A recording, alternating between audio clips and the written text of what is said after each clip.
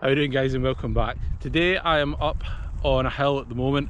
This is called the Largs Viewpoint. It's just an unnamed hill. It sits southeast of the town of Largs, which is on the west coast of Scotland if you're not from here.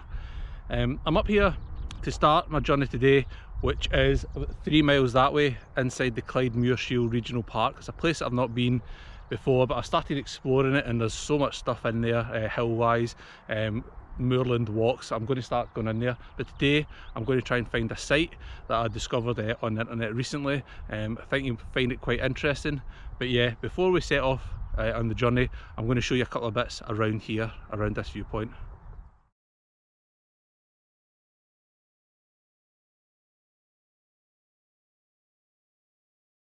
So just behind me there is Castle Hill, or the site of Castle Hill. Basically it's the remnants of an old fort from like the 1300s. Like I say, if you're coming up to visit the viewpoint, it's something that you might not stand out if you've not got a map or not had a look at a map. But yeah, that site there is an old site of a 1300s kind of fort castle, and it's also the site that gives the name to the bay down at Largs, which is aptly named Castle Bay. I'm not going to hang around here too long. That's me now starting to head into the hills. I've got about 3 miles in front of me, and we're going to go and find this spot that I think you might find rather interesting. So let's go for it.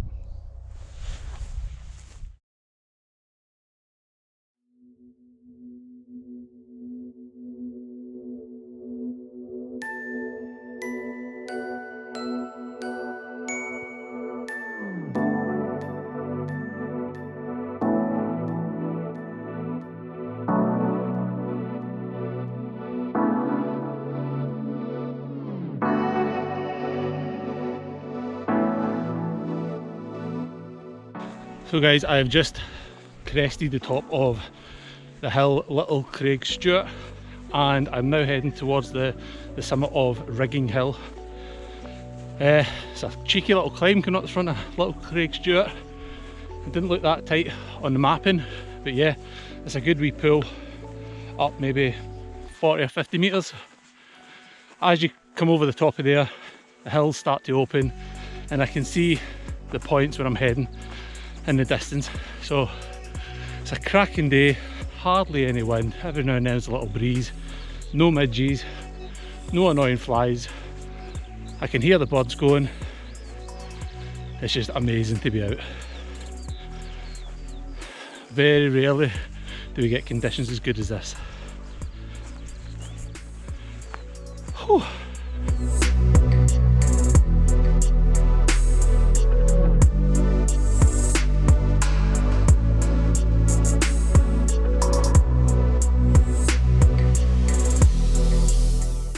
Right guys, so now I am at the top of Peyton's Hill. I've came across from Rigging Hill, which is just over there in the distance. I can see a couple that they said they were stopping to have a wee cup of tea. And this is where I'm heading today.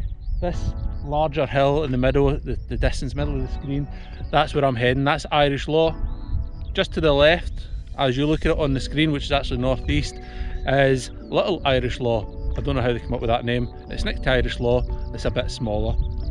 The plan is to go down here, across the path, and then up this hill, which is Foreside Hill, and then I'll drop in there and make my way up to the top of Irish Law. Now, if you know this area, and I've gave the game away, you know what's maybe at the top of Irish Law. But for those that don't know, keep watching and we'll crack on and we'll go and find out. I have never been there before, so it's new to me as well.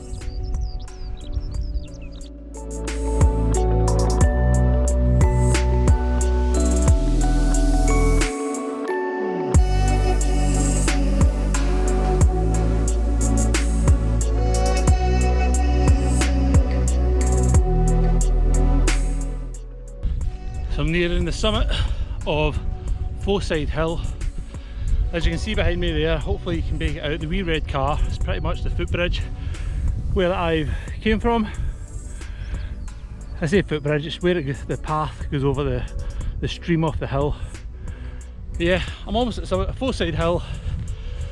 Take this one off, take a bearing, Little Irish Law, and then to the target.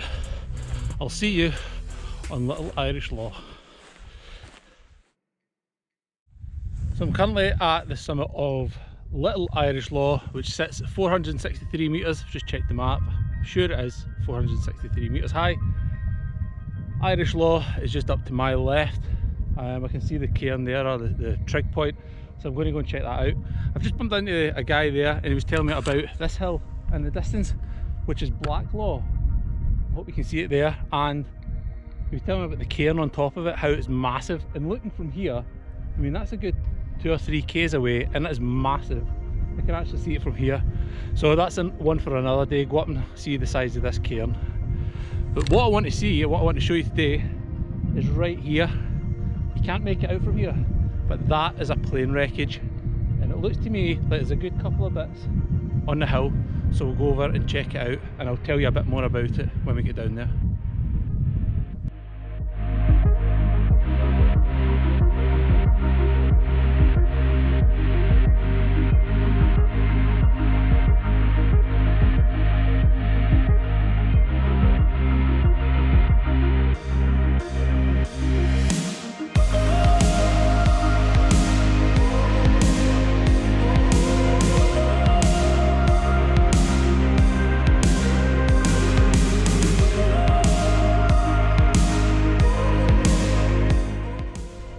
So guys, this has been the main purpose of my journey out today. I've wanted to come up and see this, having learned about it a couple of weeks ago online.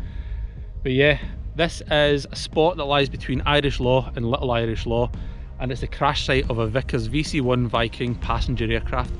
Basically in 1948, the 21st of April 1948, this aircraft was making its way from London Northolt Airport to Renfrew Airport, which is now Glasgow Airport.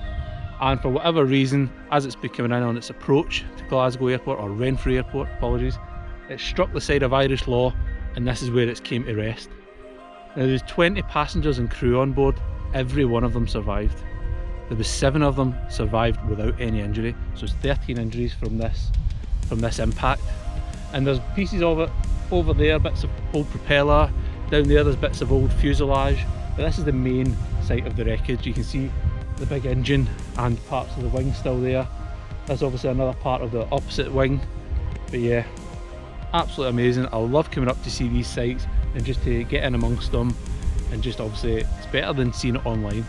So I would highly encourage you to come up and look at these sites. All that's left for me to do is head up here, get to the top of Irish Law, so stick with me and I'll show you the views from up there. And yeah, absolutely amazing day out, superb. And I just love coming to see sites like this, even more so when it's got a good ending, such as everybody survived.